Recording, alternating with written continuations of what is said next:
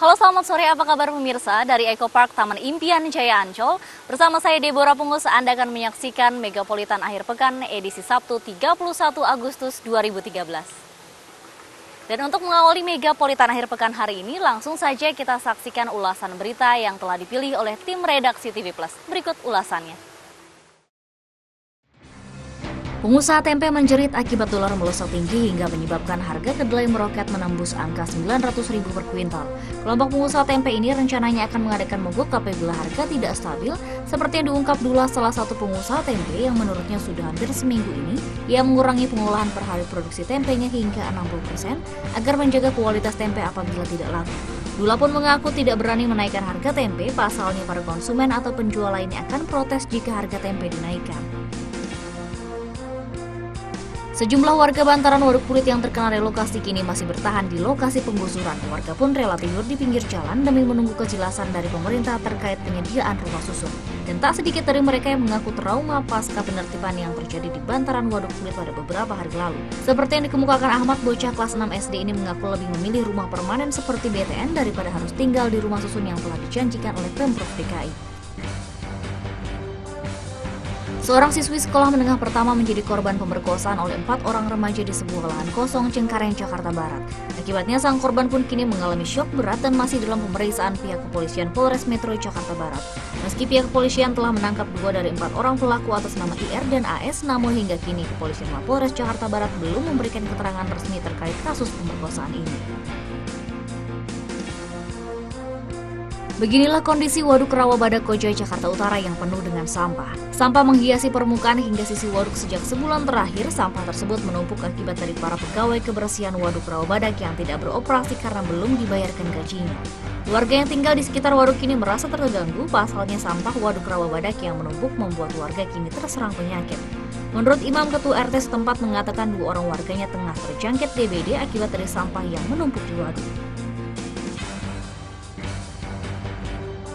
Puluhan sopir dan kernet Metro Mini ini dengan membawa besi dan bambu mensweeping bus Metro Mini yang masih beroperasi dan memaksa para penumpang untuk turun. Aksi ini dilakukan di seluruh kawasan Jakarta Timur seperti di Klender dan Duren.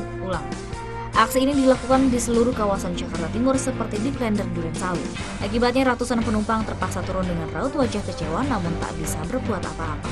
Aksi ini dilakukan akibat seringnya para sopir Metro Mini dirazia petugas dan adanya rencana Pemda DKI untuk menghapus Metro Mini menjadi bus ber-AC. Pemukiman warga yang berada di sekitar Waduk Riyario Kayu Putih, Pulau Gadung, Jakarta Timur mendadak ramai. Serentak warga keluar dari rumah mereka saat petugas Satpol PP mendatangi tempat tinggal mereka. Mereka mengusir Satpol PP yang hendak memberikan selebaran surat peringatan pertama penggusuran dan hendak mengukur lahan. Warga yang tak tahu menahu perihal ini spontan mengusir petugas dan warga mengaku belum ada pemberitahuan terkait pengukuran lahan. Tumpukan sampah yang menggunung serta berserakan di bahu Jalan Raya Serang, Kecamatan Cikupa, Kabupaten Tangerang, tepatnya di depan Pasar Cikupa, sudah menjadi pemandangan yang biasa bagi warga dan para pengendara yang melintas di jalur tersebut. Selain mengeluarkan bau tak sedap, sampah juga mengganggu arus lalu lintas sehingga kemacetan kerap terjadi setiap harinya.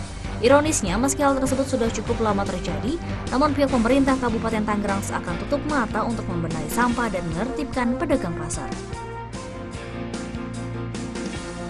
Dalam rangkaian hari jadinya Lembaga Ilmu Pengetahuan Indonesia atau LIPI yang ke-46, selain membuat mobil bertenaga listrik, ilmuwan LIPI juga meriset serta membuat aplikasi yang diberi nama Smartphone Bandros.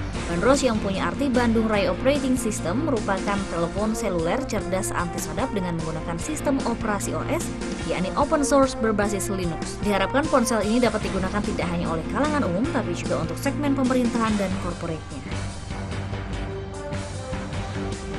Guna menyelesaikan permasalahan terkait diputusnya kerjasama antara rumah sakit swasta dengan pemerintah Kota Tangerang yang sangat berdampak kepada masyarakat miskin untuk berobat gratis, Wali Kota Tangerang Wahidin Halim langsung menyingkapi permasalahan tersebut.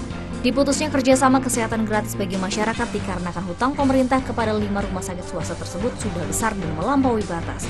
Namun saat ini pemerintah Kota Tangerang sudah mengajukan permasalahan tersebut kepada DPR RI untuk segera membayar semua hutang kepada 5 rumah sakit swasta tersebut sebesar 50 miliar rupiah.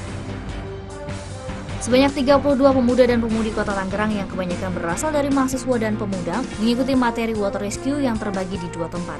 Untuk pelatihan penyelamatan korban, para remaja ini mengikuti latihan di kolam renang di daerah Cipondoh, Kota Tangerang. Pada pelatihan di lokasi ini, anggota Potensi Tagana mendapatkan sejumlah materi dasar penyelamatan korban dalam air, seperti renang, defense, dan rilis, serta penyelamatan korban dengan menggunakan alat bantu. Sedangkan pada sesi kedua, Mitra Tagana Kota Tangerang ini juga mengikuti pelatihan penggunaan perahu karet, baik yang menggunakan dayung ataupun motor. Ya pemirsa, itu tadi ulasan berita selama sepekan yang telah dipilih oleh tim redaksi kami. Kita awali berita pertama. Cuaca buruk yang belakangan ini terjadi membuat ratusan nelayan di Kampung Nelayan Cilincing, Jakarta Utara tidak bisa melaut. Akibatnya, para nelayan tersebut merugi hingga puluhan juta rupiah. Sudah sepekan belakangan ini, cuaca buruk melanda sejumlah kawasan di Nusantara. Angin kencang yang tidak beraturan berdampak sangat signifikan terhadap ratusan nelayan di Kampung Nelayan Cilincing, Jakarta Utara. Sudah beberapa hari ini, para nelayan terpaksa menyandarkan kapal-kapal mereka karena tidak berani untuk melaut lantaran hembusan angin yang cukup kencang. Para nelayan pun mengisi waktu dengan membenahi jaring serta perahu mereka. Menurut salah satu nelayan, Khairudin mengatakan, sudah sejak 3 hari ia dan teman-teman nelayan lainnya tidak melaut lantaran hembusan angin yang cukup kencang. Mau kapan nih berlayar? Ya kalau anginnya kentu ya pengennya berangkat sore. Jadi nggak ada pemasukan dari kemarin sampai sekarang ya? Nggak ada pemasukan udah 3 hari. Untuk mensiasati hal tersebut, para nelayan pun tak tinggal diam. Mereka tetap melaut dengan cara membaca arah angin. Meski demikian, pendapatan mereka pun berkurang dari biasanya. Akibat dari cuaca buruk ini, para nelayan merugi hingga puluhan juta rupiah. Nugroho Trilaksono melaporkan untuk Megapolitan, Jakarta Tangerang. Pemirsa, jangan kemana-mana karena kami akan kembali setelah jeda iklan berikut ini. Tetaplah di Megapolitan akhir pekan.